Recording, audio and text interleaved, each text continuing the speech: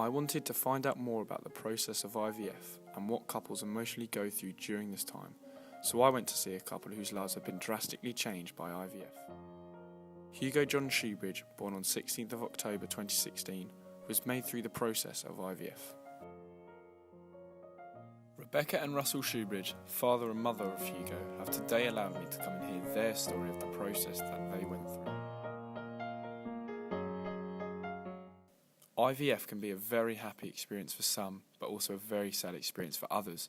In 2010, the percentage of IVF treatments that resulted in a live birth was 32.2% for women under 35 and only 1.9% for women aged over 44.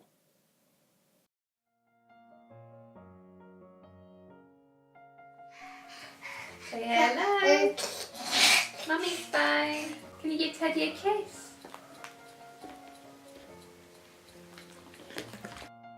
After meeting Hugo and Rebecca at Granny's, Rebecca's mum's house, I then travelled to see the Shoebridge household. I sat down with the family to find out more about their past situation.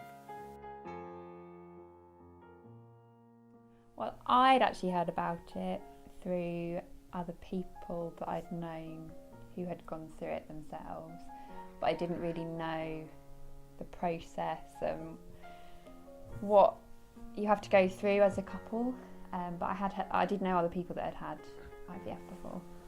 We were referred from our GP to another GP who was an IVF specialist or a fertility specialist, and we were in the meeting with her for about 5 minutes, and then she said, looked at our file and our situation and said, your best course of action is going to be IVF, and then she just started explaining exactly what that was, quite quickly. I always saw IVF as the last sort of chance. I assumed that maybe there'd be more steps we'd be able to take before we reached IVF. So I saw it as kind of a bit final, and if it didn't work then there wouldn't be any other options for us. But also I saw it as the first sort of kind of glimpse of hope to actually starting a family, which we hadn't had previous to that. I think IVF is the actual process, the actual treatment is very quick. For us anyway, it was 4 weeks from start to finish, from when we started the treatment to finding out whether or not we were pregnant.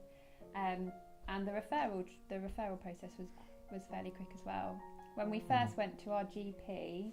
So yeah, before we could begin IVF treatment, they had to sort of check for all the possible causes of infertility, unexplained as it was. So we'd been trying for 2 years, and then our GP started the process of tests for us. So we had tests individually for male, female infertility, blood tests and things. And we had quite a few scans to make sure everything was working as it should, which it was, and they have to give you a diagnosis before they know which direction to send you in. So our diagnosis was unexplained infertility.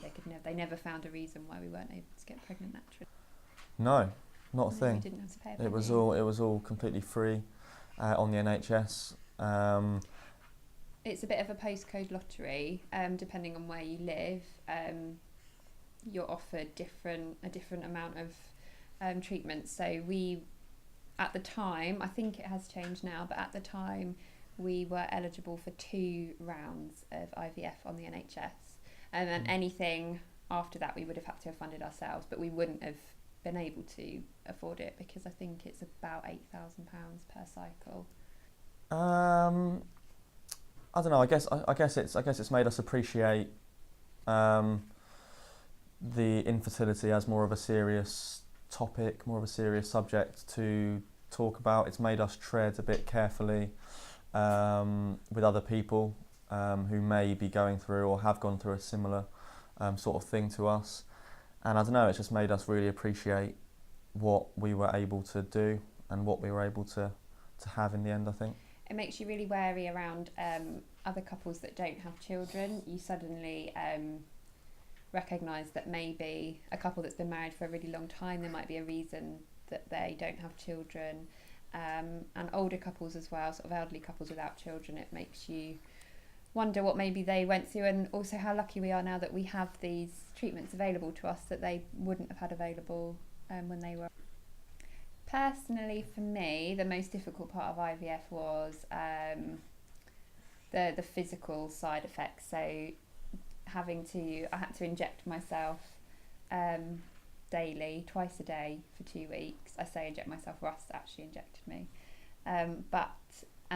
That you're injecting yourselves with hormones twice a day, and it really makes you really tired, it makes you really irritable, it makes you feel really unwell, and there is no certainty that you're going to get pregnant. We were given a 30% chance that it would work for us, so that's always in the back of your mind, that you're going through all this physical, you're feeling really unwell for 4 weeks, and actually there's no guarantee that at the end of it you're going to get pregnant.